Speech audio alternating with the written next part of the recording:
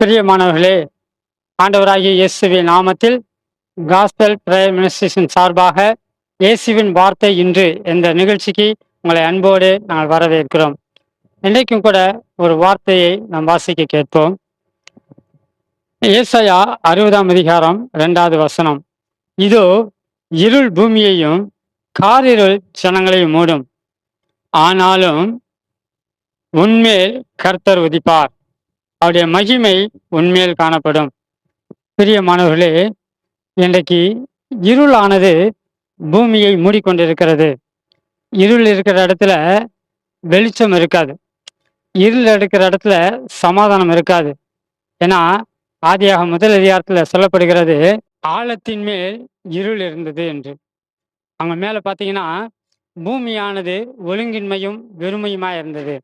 அப்ப இருள் இருக்கிற இடத்துல ஒழுங்கின்மை இருக்கும், வெறுமை இருக்கும். ஆனால் ஆவியானவர் இருக்கிற இடத்துல ஒளி இருக்கும்.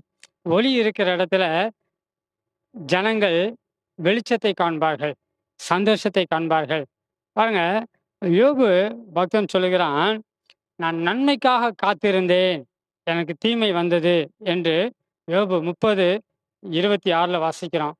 ஆனா தாவீது சொல்றாரு, எனக்கு இருளும் வெளிச்சமா இருந்தது என்று.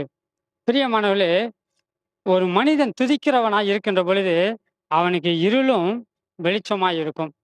ஒரு மனிதன் இயேசுவுக்கு நன்றி சொல்கிற பொழுது அங்கே இருளும் வெளிச்சமாகும். ஆனால் ஒரு மனிதன் ஆண்டவரை விட்டு தூர போகின்ற பொழுது வெளிச்சமும் இருளாக இருக்கும். இப்படிதான் மோய்சன் அன்றைக்கு இஸ்ரவேல் ஜனங்களை எகிப்து தேசத்திலிருந்து கொண்டு வருகிற பொழுது இஸ்ரவேல் ஜனங்களுக்கு வெளிச்சமாய் இருந்தது, ஆனால் பார்வோன் மக்களுக்கோ இருளாய் இருந்தது. பார்த்தீர்களா? ஆண்டவர் இல்லாதவர்களை உருவாக்கி கொடுக்கிற தேவன். ஒருவேளை இன்றைக்கு உங்களுடைய வாழ்க்கையில இருள் போன்ற சூழ்நிலைகள் இருக்கலாம், அல்லது சமாதானம் இல்லாத ஒரு சூழ்நிலையில் இருக்கலாம், அல்லது உங்களை எதிர்த்து போராடுகிற பிசாசின் கிரியைகள் உங்களை அழிப்பதற்கு துடித்து கொண்டிருக்கலாம். ஆண்டவருடைய வார்த்தை சொல்கிறது, ஆனாலும் கர்த்தர் உன்மேல் உதிப்பார், ஆண்டவருடைய மகிமை உன்மேல் காணப்படும். அதே ஏசாயா 60:1 சொல்லுகிறது, எழும்பி பிரகாசி உன் ஒளி வந்தது. நாம தேவனோடு நடக்கின்ற பொழுது இருளும் நமக்கு வெளிச்சமாய் மாறும். நாம் தேவனை விட்டு தூர போகிற பொழுது வெளிச்சமும் இருளாக இருக்கும். பிரியமானவர்களே, நாம் வெளிச்சமாய் இருக்கிறோம் என்று ஆண்டவர் சொல்கிறார். நீங்கள் பூமிக்கு வெளிச்சமாய் இருக்கிறீர்கள் என்று. நீங்கள் நினைக்கலாம், நம்ம எங்க வெளிச்சமா இருக்கிறோம். இல்லை, ஆண்டவர் உங்களை வெளிச்சமாக எடுத்து பயன்படுத்த விரும்புகிறார். உங்களுடைய குறைகளை நிறைவாக்க விரும்புகிறார். உங்களுடைய குழந்தைகளை அவர் உயர்த்த விரும்புகிறார். உங்களை ஆசீர்வதிக்க விரும்புகிறார்.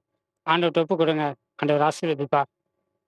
அன்பின் ஆண்டவரே, இருள் ஜனங்களையும் காரிருள் பூமியையும் மூடுகின்ற பொழுது நீர் வெளிச்சமாக ஒளியாக வந்து ஒவ்வொருவரையும் பிரகாசிக்க வைப்பதற்காக நன்றி.